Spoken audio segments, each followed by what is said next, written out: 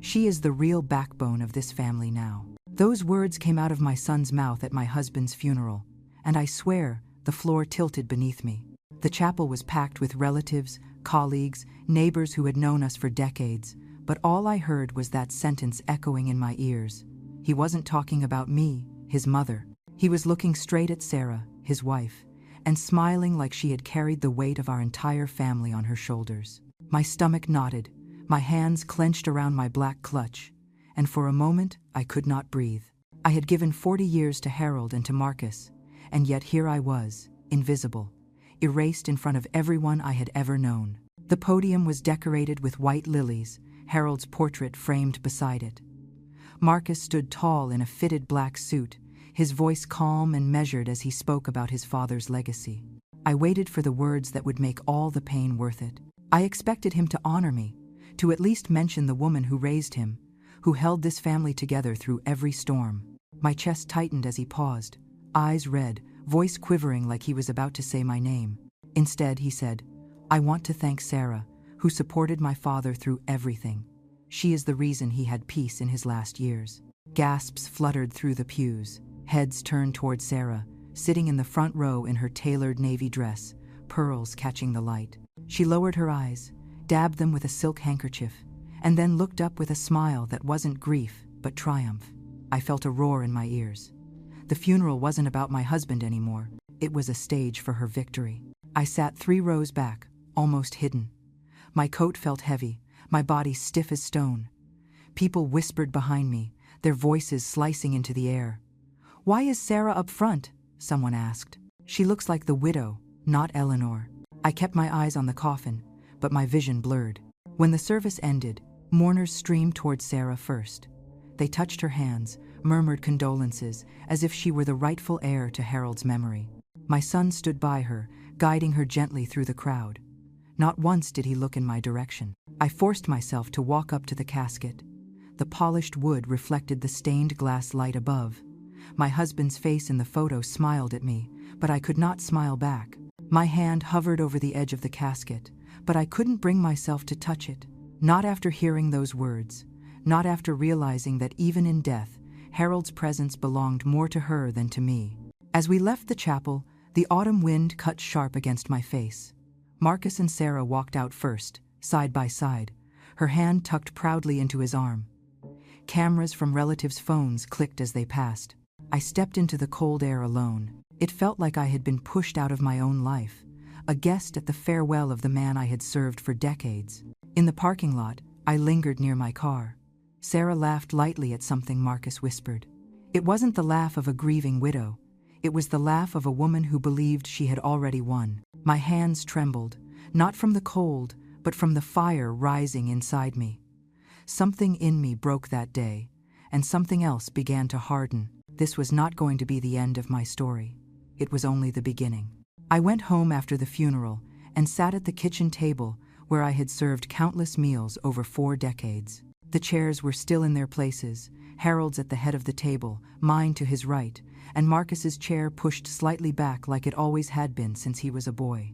The silence pressed against me. I realized that no one would ever sit at Harold's chair again, and worse, no one seemed to notice that I was still here. I thought about the years I had given up for this family. When Harold and I first married, I was a teacher at the local elementary school. I loved my job, loved the way children's faces lit up when they learned something new. But when Harold said, "You don't need to work, I'll take care of us," I believed him. He told me it would be better for Marcus if I stayed home, raised him properly, managed the house. At the time, it felt like the right choice. The days blurred into routines. I cooked 3 meals a day, ironed shirts until the creases were sharp, kept the floors polished so clean you could see your reflection. I balanced the family checkbook, cut coupons, and stretched every dollar to keep us comfortable.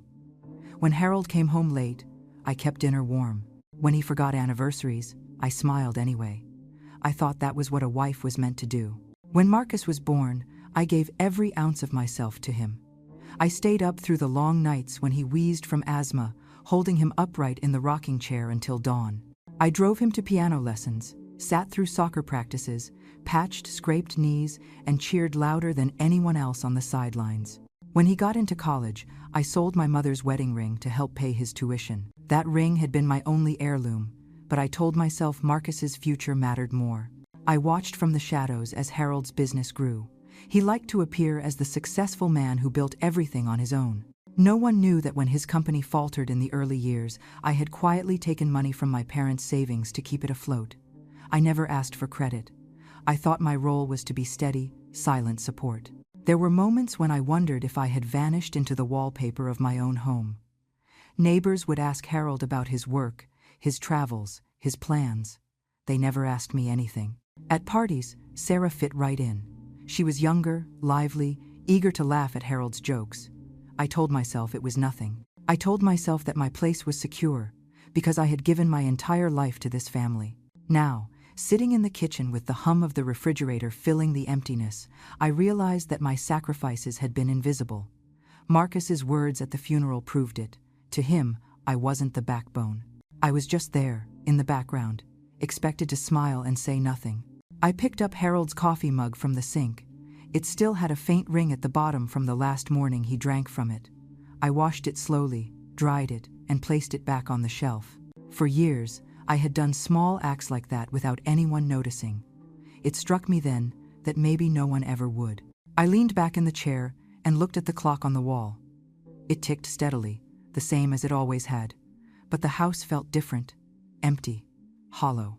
And for the first time in 40 years, I felt the weight of every choice I had made pressing down on me. I thought I had built a strong foundation for this family. Instead, I had built a life that could be erased in a single sentence at a funeral. A few days after the funeral, I noticed things that did not sit right. They were small at first, easy to dismiss, but each one gnawed at me like a loose thread on a sweater. The first came from Mrs. Langley, our neighbor across the street. She came by with a casserole, the kind she always brought in times of grief. As she set it down on my counter, she said quietly, "I often saw Sarah going into Harold's office late at night before he passed. I thought maybe she was helping him with paperwork." Her voice lingered, uncertain, as if she suspected more. That comment settled into my chest like a stone. I had never given Sarah a key to Harold's office. It was supposed to be his private space, filled with files, ledgers, and contracts. Why would she be in there alone? I nodded politely to Mrs. Langley, but inside I felt a sharp chill. Later that week, I was sorting through Harold's desk drawers. Most were neat as always, but one folder was missing. It had contained the documents for our lake house mortgage, a property Harold was proud of. I searched every drawer, every cabinet, but it was gone. When I asked Marcus about it, he looked away quickly and said, "Dad probably cleaned it out before he passed." His answer was too fast, too tidy. At dinner the next evening, I overheard Sarah speaking to Marcus in the kitchen while I sat in the living room. Her voice carried just enough through the half-open door. "Everything is in order now. You don't have to worry. Soon, it will all be settled in our name." My fork froze halfway to my mouth. The words were casual, confident, as though my presence no longer mattered. I remembered another moment at the funeral. A cousin of Harold's had leaned close to me and whispered, "Strange how Sarah sat in the front row, like she was the widow." I had brushed it off then, but the memory returned sharper now. One afternoon, I walked past the study and noticed the faint smell of perfume, floral and powdery. Not mine, Sarah's. I stood in the doorway staring at Harold's chair. The leather still held the shape of his shoulders, but the room felt like it had been claimed by someone else. That night I could not sleep. I lay awake, staring at the ceiling, the house creaking in the quiet. Every sound felt like an intrusion. I thought about the whispered voices, the missing files, the perfume, the look on Marcus's face when I asked about the documents. Threads were coming together, threads that pointed toward something darker than grief. I rose before dawn, pulled on my robe, and sat again at the kitchen table. The casserole dish Mrs. Langley had brought was still half full, untouched. I pushed it aside and spread out the small pile of papers I had managed to find. Receipts, notes, invoices. I ran my fingers over them, searching for gaps, for patterns. The more I looked, the clearer it became. Sarah had been closer to Harold's affairs than I ever realized.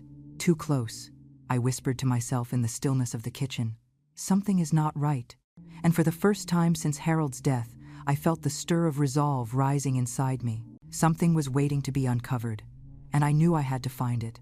The lawyer's office smelled faintly of old paper and polished wood. I sat in a stiff chair across from the long oak desk, my hands folded tightly in my lap. Marcus sat to my right, calm and expressionless, while Sarah crossed her legs neatly, her heels tapping against the carpet in a rhythm that grated on my nerves. The lawyer adjusted his glasses, cleared his throat, and began to read Harold's will. I braced myself, waiting to hear my name. I thought of the years I had managed this family, the savings I had stretched, the nights I had stayed up to keep everything together. But the words that came next pierced me clean through. According to the last will and testament, the Whitmore residence, the lake house property, and the balance of the main accounts will pass to Mrs. Sarah Whitmore. My ears rang. I blinked hard, wondering if I had misheard. But the lawyer continued in that same steady tone, listing account numbers, deeds, and holdings, all tied neatly with Sarah's name. Not a single mention of mine. I turned toward Marcus, searching for some sign of protest, some flicker of surprise. His face was still, his eyes fixed on the papers in front of him. He knew. He had known all along. Sarah lowered her gaze as if modest, then looked back up with a smile just faint enough to pass as grief. Her hand brushed against Marcus's arm, and he didn't move it away. When the lawyer finished, he asked if there were any questions. My voice caught in my throat. Finally, I managed. "Are you saying my husband left nothing to me?" The lawyer hesitated only a second. "This is the signed document, Mrs. Whitmore, dated 2 years ago. It is valid and binding." 2 years ago. That was the year I had surgery on my hip, the year I could barely walk for months. I thought Harold had been busy with work, distant because he was tired. Now I understood what he had been doing while I lay in bed recovering. He had been rewriting the story of our marriage. I stood, gripping the edge of the chair for balance. The air in the room felt heavy, pressing against my chest. I looked at Marcus again, my only child, the boy I had raised through every illness and fear. "You knew about this?" I whispered. He shifted slightly, but didn't deny it. His lips pressed together, his silence sharper than any answer. Sarah spoke then, her tone soft, almost tender. "Harold wanted me to have security. He trusted me to carry on what he built." I stared at her, at the calm certainty in her voice, at the confidence with which she claimed my husband's life as her own. In that moment I realized I was no longer just grieving a man. I was being erased, pushed out of my own family, and neither my husband nor my son had lifted a hand to stop it. I walked out of the office without waiting for the closing remarks. My legs felt weak, but each step carried a new weight, a new awareness. The foundation of my life had been stripped away. What I thought was mine was gone, and the people I loved most had let it happen. Gloria came to see me 2 evenings after the reading of the will. She had been my neighbor years ago, before she moved across town, but we never lost touch. When she stepped into my living room, carrying a small paper bag with oranges, she looked at me with sharp eyes that had not dulled with age. "I heard about the will," she said, setting the bag on the table. "People talk. They always do." I nodded, too tired to hide the truth. She sat across from me, folded her hands, and studied my face. "Eleanor, do you really believe Harold meant to leave you with nothing?" The question struck something inside me. I shook my head slowly. I don't know what to believe anymore. The lawyer read it like fact. Marcus accepted it without blinking. And Sarah, she smiled like it was her crowning moment. Gloria leaned forward. I knew Harold well enough to see he had his flaws, but he wasn't careless. He had habits, routines, records. If something feels wrong, it probably is. "You need to look closer." I told her about the missing folder from the office, about Mrs. Langley's comment, about the perfume I smelled. She listened without interrupting, only nodding once in a while, her jaw set. "When I worked at the paper," she said finally, "I followed dozens of money trails. People hide things in plain sight, but patterns always show if you look long enough. If Sarah has her name on deeds or accounts, there will be records. They cannot vanish completely." I felt the faintest flicker of hope. But how would I find them? I have nothing but scattered papers and suspicions.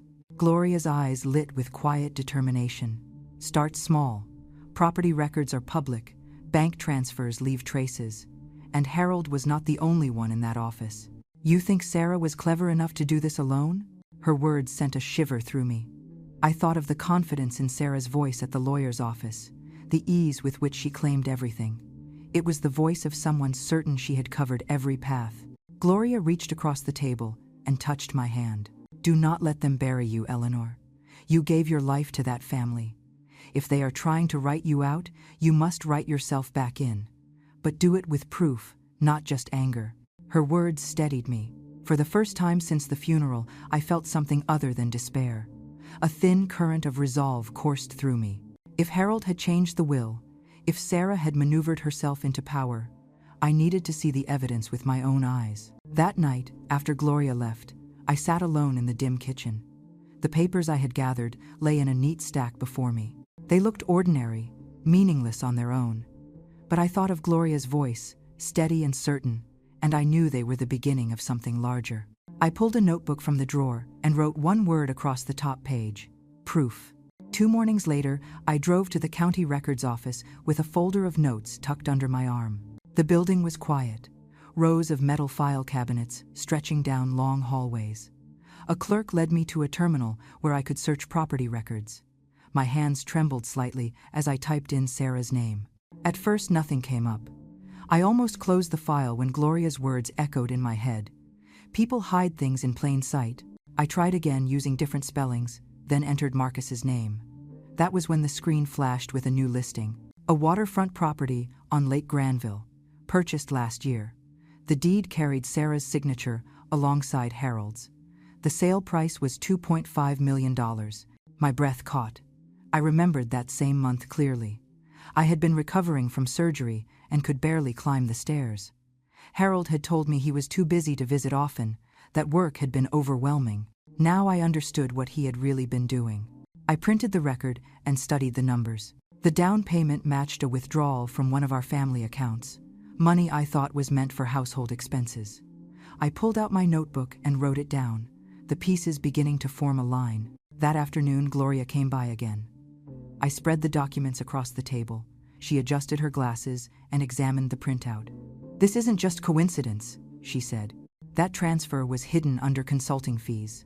Look here."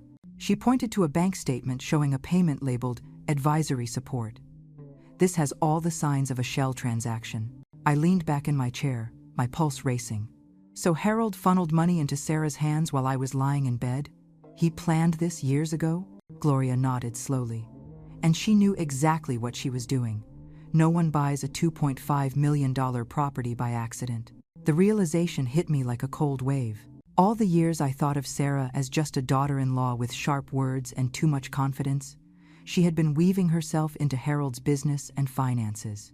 She had been preparing for this moment long before he died. I gathered the papers into a folder and held it tightly. Proof was no longer a word in my notebook. It was here, on these pages.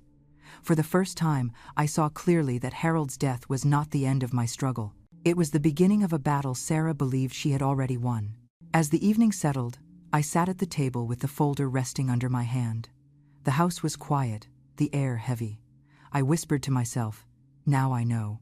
And with those words, something hardened inside me. The time for silent suffering was over. The fight had only just begun. The summons arrived in a plain white envelope. I opened it at the kitchen table, my hands steady but my heart pounding.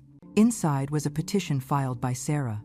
She was seeking legal guardianship over me, claiming I was unfit to manage finances or property because of age and impaired judgment. My chest tightened as I read the words again and again. She was not satisfied with Harold's will or the house by the lake. Now she wanted to declare me incapable, to strip away even my right to defend myself. That evening, Marcus came by with her. They stood in my living room as if they were the rightful owners. Sarah spoke first, her voice calm, almost sweet. "Eleanor, this is for your own good. Managing estates and accounts is overwhelming at your age. Marcus and I can handle everything. You'll be comfortable, safe, cared for." I looked at Marcus, searching for the boy I had raised. He avoided my eyes. Instead, he said quietly, "Mom, you should sign. It will make things easier for everyone." The betrayal cut deep. I steadied my voice, refusing to let them hear the tremor inside me. "You want me to hand over the rest of my life? That will not happen." Sarah's smile flickered, then returned. "Think carefully. Courts believe in efficiency. If you resist, you will spend what little you have left on lawyers. And when the judgment comes, you'll be left with nothing. When they left, the house seemed to close in around me. The silence was louder than any argument. For the first time, I allowed myself to cry, not from grief, but from the sharpness of being cornered. The next days were filled with letters from her attorney. Each one dripped with cold formality, suggesting I was unstable, implying I had memory lapses and could not manage basic responsibilities. Neighbors told me Sarah had spoken to them too, dropping hints that I was confused, that I forgot names, that I repeated myself. She was building her case before I even stepped into court. At night, I could not sleep. I walked from room to room, touching the furniture I had polished, the curtains I had sewn, the family photos on the wall. My life was being rewritten as a story of decline and incompetence, all while Sarah tightened her grip. But underneath the fear, something else grew stronger. Anger sharpened into clarity. I had proof of her deceit. I had records that showed the property she bought in secret, the money she siphoned. She thought she could bury me under paperwork and whispers, but I knew the truth. I placed the folder of documents on the table where the summons still lay. The two piles looked like enemies facing each other. On one side, her accusations. On the other, my evidence. I whispered into the quiet room. If she wants a fight, she will have one. In that moment, I no longer felt like a widow fumbling through grief. I felt like a woman preparing for battle. I spent the next week in silence, moving carefully, watching every step as if the walls themselves could betray me.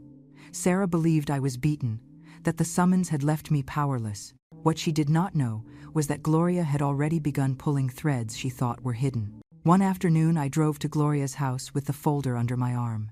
She greeted me with a firm nod and led me straight to her desk. Her old laptop hummed as she clicked through files she had recovered from Harold's office server. I managed to access archived backups, she said. Look at this. On the screen were video files labeled by date. Gloria opened one, and I leaned closer. The grainy footage showed Harold's office. The desk lamp glowed, and there, seated across from each other, were Sarah and a man I did not recognize. Their voices were muffled, but the captions from the recording software were clear. Sarah leaned forward, her tone sharp. If we alter the draft and get his signature while she's still in surgery, no one will question it. She's too weak to notice anything. The man replied, once it's filed, the assets are untouchable. My hands tightened around the edge of the desk. The screen froze on Sarah's face, her smile thin and triumphant. Gloria paused the video. You realize what this means. This isn't just suspicious paperwork. This is deliberate fraud. If we present this in court, it will destroy her case. I could barely speak. My throat was dry, but the words came out. Keep copies, every file, every second of this video. She cannot bury me if the truth is this clear. Gloria transferred the files to a flash drive and handed it to me. I closed my hand around it like it was the only solid thing left in my life. The weight of it steadied me. Proof, undeniable and cold, rested in my palm. That night, I sat at my kitchen table with the flash drive placed beside my cup of tea. The house was silent, but this silence felt different. It was not the silence of defeat, it was the silence of waiting. I thought of Sarah's confident voice, of Marcus's silence, of the lawyer's steady reading of Harold's will. They believed I had no strength left. But I was no longer the woman erased at a funeral, no longer the widow sitting quietly in the background. I whispered to myself. They wanted me invisible. They will see me now. The flash drive gleamed in the dim light. It was more than evidence. It was my shield, and soon it would be my weapon. The courtroom was packed the morning of the hearing. The walls seemed to lean in with the weight of whispers. Every row filled with neighbors, old colleagues, and distant relatives curious to see the fight. I sat at the plaintiff's table beside my attorney, Andrew, the folder of documents and the flash drive tucked carefully into his briefcase. Across the aisle, Sarah sat tall in a tailored gray dress, her hair pinned back in perfect waves. Marcus sat beside her, his expression unreadable, his eyes fixed on the floor. The judge entered, and the room rose before settling again into silence. Sarah's attorney opened with a confident statement, painting her as the loyal daughter-in-law who had cared for Harold when I was too frail to do so. He spoke about my supposed memory lapses, my confusion, my inability to manage finances. Each word dripped with the assurance that the case was already won. Sarah leaned close to Marcus and whispered something that made her lips curve into a smile. Then she glanced at me.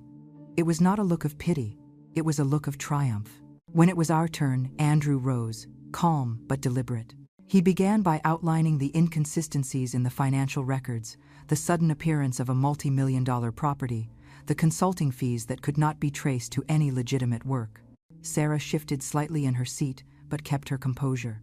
Her attorney objected, argued, waved papers in the air, but the judge allowed Andrew to continue. Then came the moment I had been waiting for. Andrew pressed the button on the laptop, and the screen lit up. The grainy video filled the monitor set for the court. The sound was clear enough to silence the room.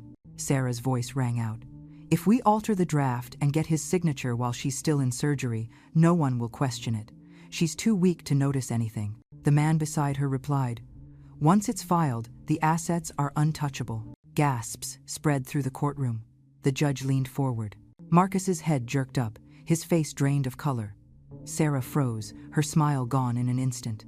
Andrew let the video play in full before pausing at Sarah's face, caught in that thin smile of certainty. He turned to the judge. "This is not speculation. This is fraud, deliberate and calculated. My client has been erased from her own life's work. Today we bring the truth back into the light." The silence that followed was heavier than any words. Sarah's attorney scrambled, claiming the video was taken out of context, but his voice faltered. The damage was done. I sat very still, my hands folded tightly, but inside I felt the ground shift beneath us all. For weeks, Sarah had carried herself like the victor. In a single moment, the mask cracked, and the courtroom saw her for what she was. I looked at Marcus. His eyes met mine at last, full of shock and something close to shame. He turned away quickly, but it was enough. He had seen the truth. The judge called for order, but the energy in the room had already changed. I had walked in feeling invisible. Now every eye was on Sarah, and every whisper carried the weight of her downfall. The fight was not over yet, but I knew the tide had turned. The judge's gavel struck once, and the room stilled. Her voice was firm, measured, and final. The evidence presented leaves no doubt. The property transfers and altered documents were fraudulent. Mrs. Sarah Whitmore is hereby ordered to return all assets to the estate. Further investigation into her actions will proceed under criminal review. The words hung in the air like heavy stones. Sarah sat rigid, her hands gripping the edge of the table. Her face was pale, her lips pressed thin as though holding back a scream. Marcus leaned toward her, whispering urgently, but she did not answer. For the first time since Harold's funeral, she looked stripped of power, her confidence shattered in full view of everyone. I stayed seated, breathing slowly. The weight that had pressed on my chest for weeks began to lift, but not in a rush. It lifted like fog, clearing after a long storm, piece by piece. The whispers in the gallery rose, people shifting in their seats, the shock still fresh on their faces. Sarah's attorney attempted a final protest. "Your Honor, this decision is premature. My client was misled." The judge cut him short. "The matter is closed for today. The evidence is overwhelming. The court stands adjourned." The gavel struck again, and the room stirred back to life. I gathered my folder while Andrew closed his briefcase. My hands were steady now. I looked across the aisle and saw Marcus staring at me, his face torn between loyalty and realization. He opened his mouth as if to speak, but stopped. Sarah grabbed his arm, her nails digging into his sleeve, her eyes blazing. She whispered something sharp, and he lowered his gaze again. As I stood to leave, Sarah suddenly rose from her chair. Her voice cracked as she hissed, "You think this is over? You've ruined everything." I met her eyes without flinching. "No, Sarah, you ruined yourself." The bailiff moved toward her, and she sank back down, defeated. Outside the courtroom, the cool air hit my face. Reporters lingered on the steps, their cameras flashing, their voices rising with questions. I walked past them quietly, not stopping, not giving them more than a single glance. I had no need for declarations. The truth had spoken loudly enough inside. Andrew walked beside me, his stride even. "It's done," he said. "The assets are safe now. She will face the consequences." I nodded, but my thoughts were not on the money. They were on the years I had spent in silence, on the sacrifices erased so easily, on the look in Marcus's eyes when he finally saw what had been hidden. The tide had turned. Sarah had lost her grip, and with it, the future she thought belonged to her. For the first time in months, I felt the faint hum of freedom in my veins. The battle was ending, and I was still standing. The weeks after the hearing passed quietly, like the air after a storm. I no longer woke with the weight of dread pressing against my chest. The house felt different, not filled with joy, but no longer suffocating. The shadows that had lingered in every room seemed lighter. I began to move with a new rhythm. Not hurried, not fearful, but steady. One morning, I opened the curtains wide and let the sun in. The light reached across the floor and touched the old rug Harold had once chosen. I stood there for a moment and felt no bitterness, only a calm acceptance. That part of my life was finished. I took small steps into a new routine. I joined the women's club at the community center, something I had always put off because Harold preferred me at home. The first afternoon I walked in, the room buzzed with voices, and I was greeted warmly. We played cards, shared stories, and laughed in a way that felt unforced. For the first time in years, I was not defined by someone else's name. I was just Eleanor. I also began tending the small garden behind the house. The soil was hard at first, but my hands worked patiently. I planted tomatoes, herbs, and flowers in neat rows. Watching the first green shoots push through the dirt filled me with a sense of quiet pride. Life was still capable of beginning again, even after seasons of neglect. Marcus did not visit right away. When he finally called, his voice was careful, uncertain. "Mom, I don't know where to start." I listened, waiting. He spoke of confusion, of believing Sarah's words, of wanting to keep peace at any cost. He admitted that he had closed his eyes to what was in front of him. His apology was not polished, but it was real. I told him the truth. "You broke my heart, Marcus, but you are still my son. Trust has to be rebuilt, not assumed." He was silent for a long time, then whispered, "I want to try." After we hung up, I sat in the quiet, not crying, not angry, just thoughtful. The road back with Marcus would not be simple, but it existed. That was enough for now. In the evenings, I took walks through the neighborhood. People greeted me kindly, some with admiration in their voices after the trial, others with sympathy. I nodded, but I no longer carried the need to explain myself. My life was not a spectacle for others. It was mine to live. The fight had ended, the wounds had begun to close, and a new chapter had opened. It was not a story of riches or triumph. It was a story of freedom, and that was more than enough. The garden was in bloom when Sarah appeared at my door. It had been months since the verdict, months since I last saw her face pale and rigid in the courtroom. Now she stood quietly, her eyes lowered. No pearls, no tailored dress, just a plain sweater and tired lines etched around her mouth.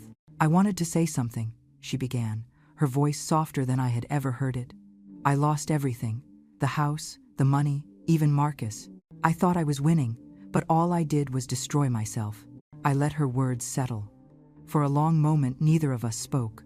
Finally, I answered, "You hurt me in ways you will never fully understand. You tried to erase me, but holding on to hate will not give me back the years I lost. I will not carry that weight." Her eyes filled with tears. "I don't expect forgiveness. I only wanted you to know that I see the truth now." I nodded slowly. Forgiveness is not about erasing what happened. It is about freeing both of us from the chains of it. I will never forget, but I will not wish you harm. What you face now is the judgment of your own choices.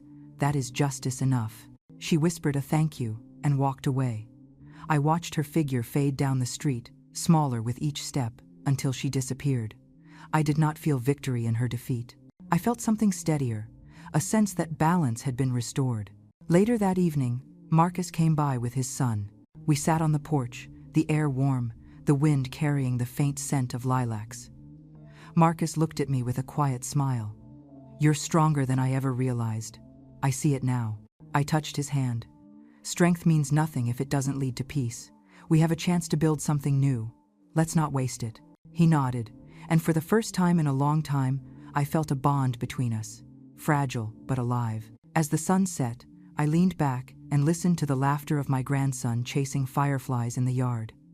The house no longer felt like a prison or a battleground. It felt like mine again. The wounds had not vanished, but they were healing. Justice had been served. And in that justice, there was room for forgiveness, not as surrender, but as freedom. If you were in my place, would you choose forgiveness after betrayal, or would you hold on to anger to feel safe? Life gives us wounds that justice alone cannot heal. Sometimes, letting go is harder than fighting, but it might be the only way forward. Share your thoughts with me. What would you have done if the person who tried to take everything from you showed up at your door, asking not for money or power, but for understanding? I want to know how you would face that moment, and what forgiveness means to you.